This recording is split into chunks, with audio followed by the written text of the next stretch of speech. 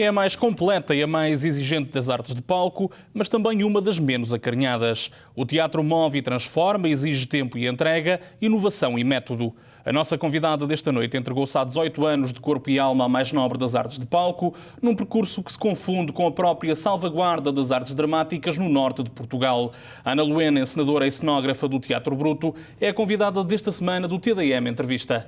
Antes de mais, muito boa noite, Ana. Obrigado por ter aceito este convite que lhe foi dirigido pela TDM.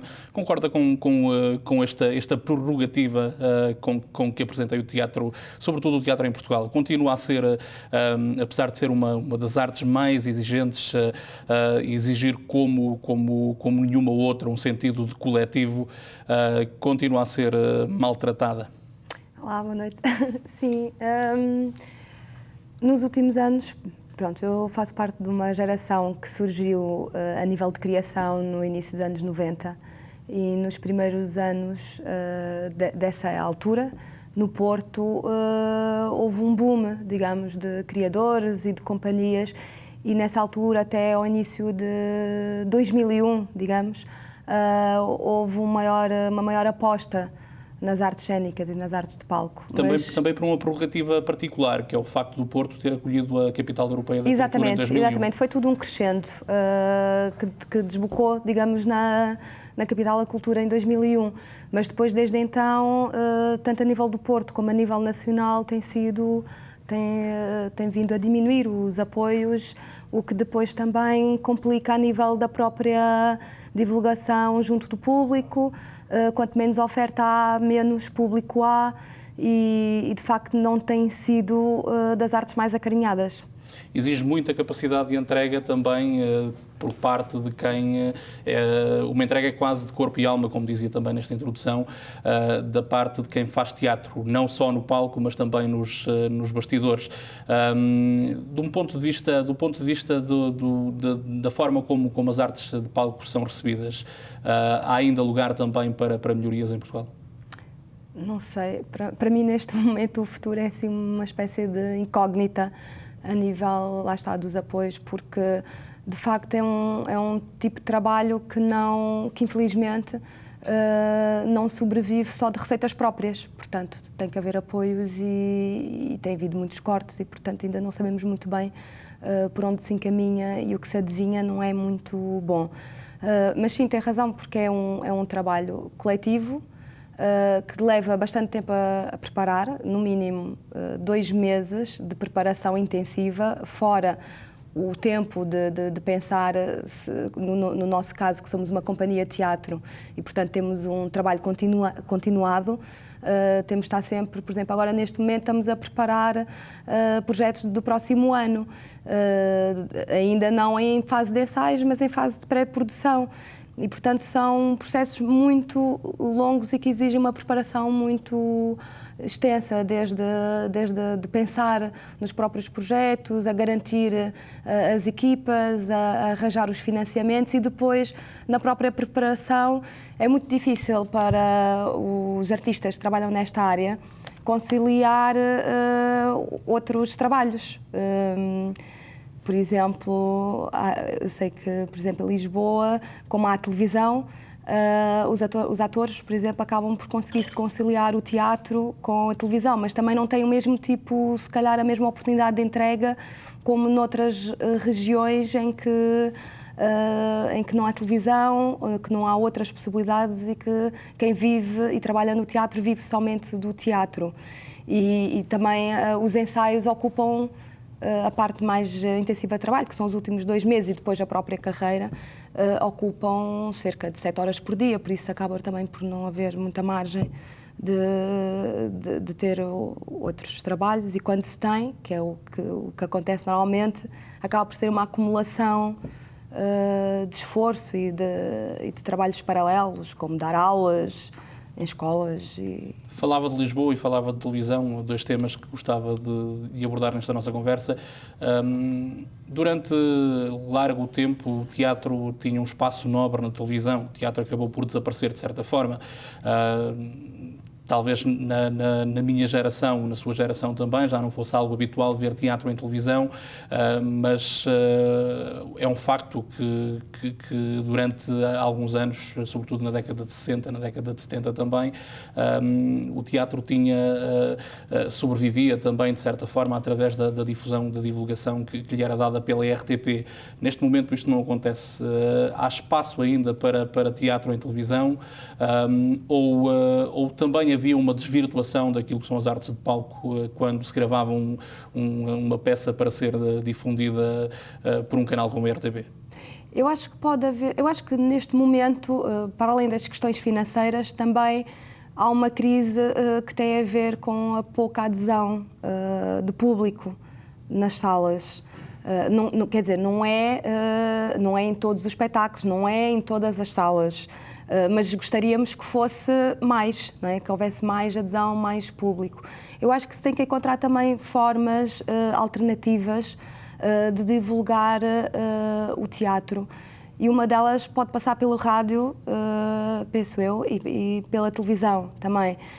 Embora o que caracteriza o teatro, a meu ver, é de facto a presença dos atores e do público no mesmo espaço. Que é uma experiência que na televisão e que na rádio é impossível. Ao longo dos últimos anos criou-se também, de certa forma, uma ideia de que o norte de Portugal é cada vez mais um vazio cultural. Tivemos o Porto 2001, tivemos Guimarães, capital europeia da cultura, o ano passado.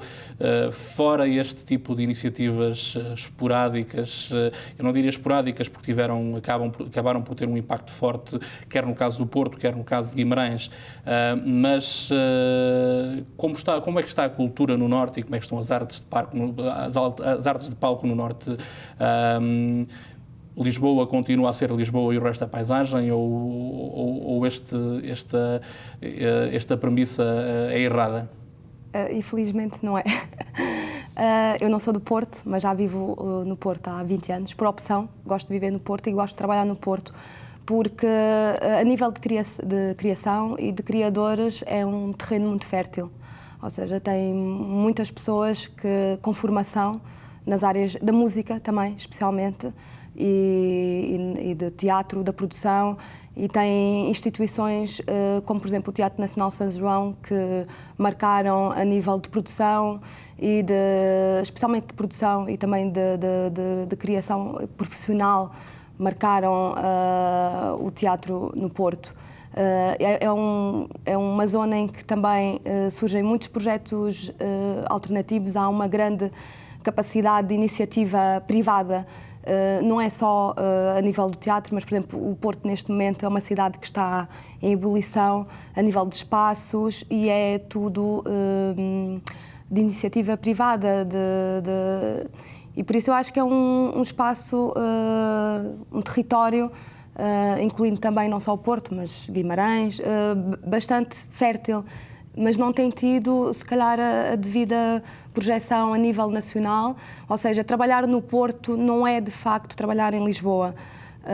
E também não é província, ou seja, também não é estar no Alentejo com um projeto ou estar no Algarve. Acaba por ser assim um meio termo que, por vezes, é um bocadinho mais difícil de se estabelecer. A nível, como eu dizia, de cumplicidade, de encontrar parceiros, eu trabalho só com pessoas, normalmente, praticamente, residentes no Porto e daquela zona, e não tenho necessidade de trabalhar com... Não é que esteja fechada, é porque, de facto, há muitas pessoas interessantes a trabalhar. Referia-se ao trabalho desenvolvido pelo Teatro Nacional de São João. No passado, dizia que o trabalho desenvolvido a nível de formação marcou uma época, já não marca, já não é assim? O teatro no Porto também, o que aconteceu foi que a formação, os primeiros cursos que apareceram a nível de profissionais académicos, foi no final dos anos 80, 90. Eu fui aluna da Academia Contemporânea do Espetáculo, que é uma escola profissional que surgiu nessa altura, juntamente com o Ballet Teatro, e depois, mais tarde, da Escola Superior de Teatro. Portanto, sentiu-se ali um surgir de uma nova geração e de uma geração com formação no Porto, porque noutras zonas do país já havia. E o Teatro Nacional, quando eu fui para o Porto viver, no início dos anos 90, não funcionava da mesma forma como, passado 3 ou 4 anos, começou a funcionar com o Ricardo Paes, na altura. E penso que naquele momento, com o Festival O Ponte, pronto, houve uma série de programação e que o Teatro Nacional, na altura, incentivava e promovia, e que foi importante a esse nível técnico também, e muitas pessoas que tiraram a sua formação no Porto depois foram trabalhar para o Teatro Nacional e também para as companhias independentes, porque também houve um grande boom de companhias independentes. Infelizmente, com o passar dos anos, digamos, 10 anos depois, tanto o Teatro Nacional começou, não pela direção, digamos, não mesmo por falta também de algum financiamento, começou a ser menos, e também porque se calhar as coisas precisam de renovação, penso eu, e isso também não houve. E a nível de projetos eu penso que neste momento, embora seja um momento de crise e um momento muito, muito complicado a nível nesta área, e não só, não é? A nível do país e todas as outras áreas, mas também tem que se repensar um bocadinho a nível da produção. Eu penso que a produção tem que estar mais aliada à criação, aos criadores, e por vezes ainda não está, por vezes ainda está um bocadinho nas mãos dos programadores e não tanto dos criadores, dos artistas, e eu penso que tem que haver uma fusão maior entre o trabalho da produção, do investimento financeiro e de quem programa e dos criadores, que no fundo... Esta é de resto uma característica do Teatro Bruto. O Teatro Bruto foi fundado em 95, o seu percurso profissional confunde-se em muito com o próprio grupo de teatro, mas tem este arrojo, esta característica que foge um bocadinho a outros grupos de teatro ou até instâncias oficiais, de procurar trazer a palco algo novo, oferecer algo novo. Pegam em textos muito em textos originais, trabalham com autores, diretamente com os autores. Este tipo de circunstâncias podem fazer a diferença para um grupo com as características do Teatro Bruto, um grupo que, como dizia no início desta entrevista, exige muita entrega de quem o integra. Sim, eu penso que sim, que faz a diferença, porque é um projeto artístico, ou seja, o que está em primeiro lugar, para além das pessoas, mas é acima de tudo o trabalho para a caracterização de um projeto artístico, ou seja, para que o público, quando vá ver os nossos espetáculos, não veja sempre, seja surpreendido, mas sinta que há um projeto, que há um projeto artístico, que há uma personalidade naquilo que nós fazemos. Eu penso que isso é muito importante, para além de podermos trabalhar com alguma liberdade no sentido de escolha. Claro que isso tem um preço, infelizmente, tem um preço, que é trabalhar muito e, por vezes, a nível financeiro, não ser tão recompensado quanto isso. E levou bastante tempo, mas penso que neste momento, embora eu esteja envolvida no projeto e por vezes a distanciação é difícil, penso que neste momento estamos num momento de maturação, em que o sítio onde estamos hoje, a nível artístico e de projeto e de equipa e de colaboração com os criadores com quem estamos a trabalhar e de relação com o público, porque sinto que temos seguidores, que temos pessoas que, quando se encontram connosco, mantêm-se fiéis.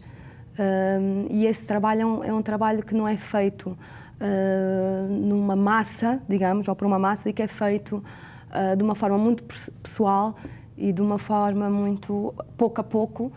E sinto que neste momento o sítio onde nós estamos é um resultado destes anos de trabalho e de nunca nos termos perdido por outros caminhos ou por uma facilidade. e espero que isso venha a trazer, já está a trazer, por isso é que estamos aqui em Macau, um feedback, exatamente. Uma reputação conquistada a pulso, como dizia, mas também dependente de algo que de certa forma não tem se ingrado com a mesma força com que se ingrava, se calhar, em Portugal há meia dúzia de décadas atrás. Fala da questão dos criadores. Em termos de currículos escolares, por exemplo, o último grande dramaturgo português terá sido Luís de Tal Monteiro. Ninguém olha para a geração presente. Agora começam a aparecer nomes como o Walter Ugumem, por exemplo, o Daniel Jonas, por exemplo, também, mas é fácil encontrar dramaturgia de qualidade moderna, é fácil encontrar nomes com raízes nesta área. Não é fácil, mas começa a surgir e há vários projetos que investem nas novas dramaturgias.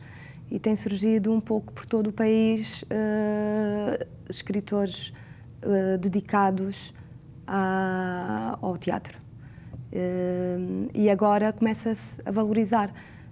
Também na escrita, não é? Na escrita, estes novos escritores que têm surgido, como o José Luís Peixoto, o Gonçalo M. Tavares, novos, que não são novos, mas desta nova geração, ou seja, começa-se a dar valor à língua portuguesa e começa a haver, a nível do teatro também, o surgimento de novos dramaturgos e uma nova vaga e de dramaturgos que vêm de áreas diferentes, de próprios atores ou pessoas ligadas, criadores ligados ao próprio teatro, que depois escrevem, como no caso, que é uma opção do Teatro Bruto, o investimento em escritores que nunca tiveram esta experiência e que connosco começam a ter a experiência de trabalhar para teatro e de escrever peças, mas ainda está muito verde.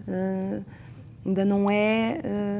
Tem tido a sorte, como dizia há pouco, de manter um diálogo muito próximo com escritores, músicos de renome, intervenientes noutras áreas. Falávamos do Walter Ugumem, por exemplo, mas também do caso do Peixe, dos Ornatos Violeta. Este tipo de sinergias, este tipo de diálogo com outras áreas da cultura são importantes também para afirmar o trabalho do Teatro Bruto? Sim, porque eu acredito que o teatro... Eu tenho uma visão do teatro bastante aberta, a nível do que é o teatro. Não é? O que é que, quando nós vamos ver um espetáculo, o que é, quando é que sentimos que é teatro? E esta visão do que é, ou do rótulo, não é? Do que é que se define como teatro, pode ser mais alargada ou pode ser mais fechada. E para mim é mais alargada. Um concerto encenado, para mim, pode ser um momento de teatro, pode ser um espetáculo de teatro, pode ser. Não é? E por isso eu acho que o facto de colaborar com criadores de outras áreas que nunca tiveram a experiência, que têm a experiência de palco, algumas, não é? Como é o caso dos músicos, mas não da teatralidade, trazê-los para processos de criação de teatro, abre esta definição de teatro, não é? E ao mesmo tempo renova, é uma espécie de renovação de experiências, ou seja, através da experiência de alguém que nunca trabalhou para um espetáculo de teatro, estar envolvido, há uma troca entre o meu conhecimento enquanto pessoa de teatro e, ao receber novos inputs de um criador que não é e que não tem esta experiência, e vice-versa.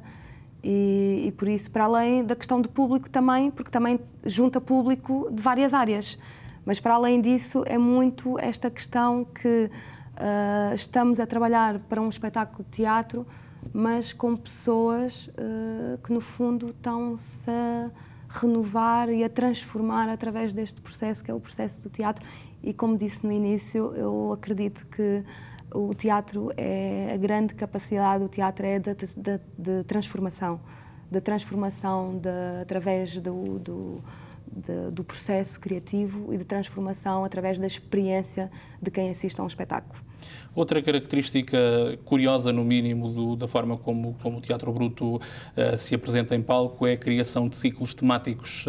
Esta peça que trouxeram a Macau, Canil, escrita por Walter Ugumem, depois de uma residência convosco, uma residência artística convosco, integra-se, faz parte de um ciclo temático sob o nome de Revolução e Catástrofe. Costumávamos olhar para as revoluções também como sinónimo de esperança. Porquê este catástrofe imbuído na ideia da revolução? Esta peça Canil que trouxeram ao palco do Teatro Dom Pedro V é sobretudo a história de uma revolução mal sucedida. Sim, por acaso foi muito interessante porque o nosso último ciclo de reflexão era a questão da monstruosidade, do monstro e do outro, do olhar sobre o outro, da questão do duplo, do monstro como um duplo, que fizemos uma série de espetáculos com formatos diferentes e escrito também por pessoas diferentes e com equipas diferentes, embora haja sempre um núcleo duro. Entretanto, eu faço a direção artística da companhia, embora também seja um bocadinho em grupo, mas sou eu que assumo, de facto, esse trabalho. E de repente a questão da catástrofe como algo que pode aparecer na nossa vida, que nos obriga à transformação, não é? Porque a catástrofe pode ser algo que desfaça e que destrua tudo, mas que destrua uma parte para daí ressurgir algo de novo, um bocadinho a partir desta ideia.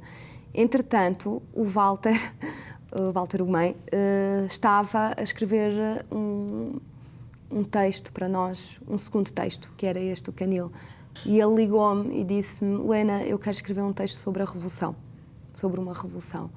E como nessa altura estava a pensar na questão da catástrofe, achei que, por coincidência, o tema da revolução não era assim tão distante como o da catástrofe. Portanto, a revolução surge pelo Walter Ugumem e a catástrofe pelo Teatro Bruto, e houve esta junção destas duas temáticas que acho que acabam por ser bastante atuais e simultaneamente próximas, se pensarmos na revolução também como algo, lá está, de transformação, de algo que nós temos que revolucionar, temos que transformar.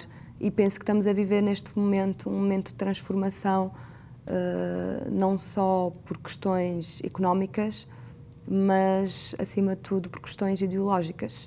É mais fácil criar,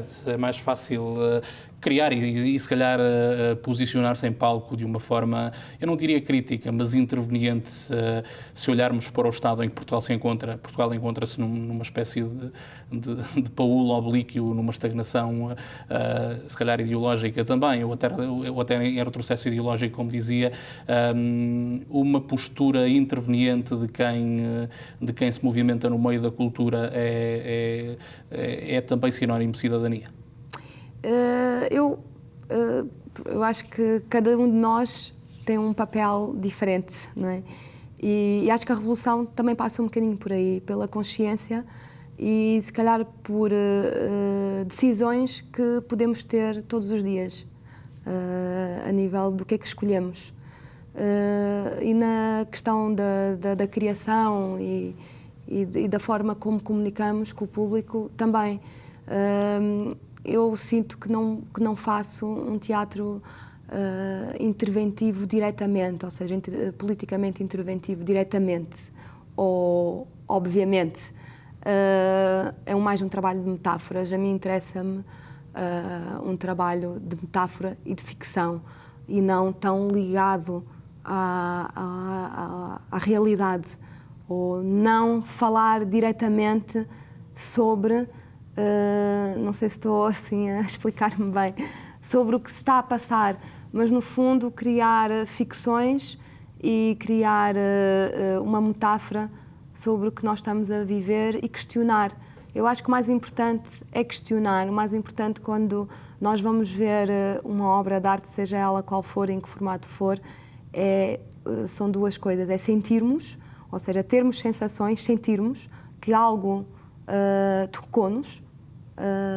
E num espetáculo, eu penso que isso é impossível durante o espetáculo todo. Por isso, se houver alguns momentos em que algo do que está a acontecer na cena nos toca, o trabalho foi bem conseguido. E depois o questionar, é não dar respostas, mas questionar, é fazer-nos pensar. Eu acho que é o mais importante. São essas duas coisas. E não dar respostas. Isto é assim, mas devia ser assim. Não, eu acho que esse não é o papel de um criador. Uma última questão relacionada com o futuro da companhia. Este canil estreou no âmbito de Guimarães, Capital Europeia da Cultura 2012. Perguntava-lhe, por um lado, o que é que o Teatro Bruto nos reserva para os próximos meses. Por outro lado, Porto 2001 faz parte do passado, Guimarães 2012 faz parte do passado. Teme que esta estagnação, que o lodo económico em que Portugal se encontra, afete o desenvolvimento das artes em Portugal? Eu não temo, eu tenho a certeza, porque já começou a afetar há cerca de 3 anos para cá. Eu acho que neste momento estamos a viver uma realidade a nível da falta de apoio que há 3 anos atrás ou 4 acharíamos que seria impossível. Não há investimento nem público e privado? Não, privado não há, em Portugal não há. Porque acho que também tem a ver com uma visão, ou seja, infelizmente por vezes não investimos, eu acho que isto caracteriza um bocadinho o Portugal e os portugueses, não investimos naquilo que nos define e naquilo também que podemos vender, entre aspas, ou divulgar para fora do nosso país, que é a língua portuguesa. Eu acho que neste momento, e por isso acho que também estamos no caminho certo a nível do Teatro Bruto, acho que neste momento e se cá sempre foi, a nossa mais-valia. E a difusão da língua portuguesa, parece-me que neste momento é uma aposta e tem que ser, não pensarmos só ali, mas pensarmos para além dali, quando eu digo ali, do sítio onde nós vivemos. E por isso é que esta questão da internacionalização para nós é muito importante, que é tentar encontrar outros mercados e também fazer com que o trabalho que nós estamos a desenvolver em Portugal ganhe outra dimensão. Depois deste canil, o que se segue? Nós agora, neste momento, estamos numa fase um bocadinho indefinida a nível de apoios, mas temos os nossos projetos, claro. E temos um novo texto do Walter, que ele está a escrever, porque neste momento estamos a colaborar a partir do momento em que houve o Canil, que foi uma experiência muito boa de parceria. Convidei logo o Walter para escrever um novo texto e a partir daí surgiram logo uma série de projetos com ele. E este novo texto se intitula Comida, já foi escrito numa residência artística conjunta entre os atores. Ele já sabe quem são os atores, para quem é que está a escrever, escreveu, os atores lêem, pronto, já lá está, há esse investimento não só na escrita, mas também no processo da aproximação e no desenvolvimento também do que é que define a linguagem teatral, que é uma escrita para ser falada e não uma escrita para ser lida, que é bastante diferente, que vai estrear em princípio no final do ano. E temos também uma adaptação do romance O Filho de Mil Homens, porque eu também tenho feito um trabalho específico de adaptação de textos fora do Teatro Bruto. E também dentro do Teatro Bruto em laboratórios de criação e de formação com grupos de pessoas que não são profissionais. Temos desenvolvido muito esse trabalho paralelo ao trabalho profissional, ou seja, incluir pessoas com outras formações e que não querem, querem se aproximar do teatro, ter esta experiência do que é fazer teatro, sem ser de uma forma profissional, mas ter a possibilidade de trabalhar com profissionais. E nós temos investido bastante nesse tipo de projetos, tanto a nível da adaptação de textos para teatro e depois da experimentação em cena, como também da inclusão de grupos de pessoas a trabalhar nos nossos processos de criação, que depois são os nossos espetáculos. Teatro Bruto, portanto, à procura de novos caminhos. Agradecer-lhe uma vez mais, Ana, o facto de ter aceito este convite, que foi dirigido pela TDM. Obrigada. Quanto a si que nos acompanhou a partir de casa, o nosso muito obrigado pela sua preferência. O TDM Entrevista regressa, como sempre, na próxima terça-feira com um novo tema e um novo convidado.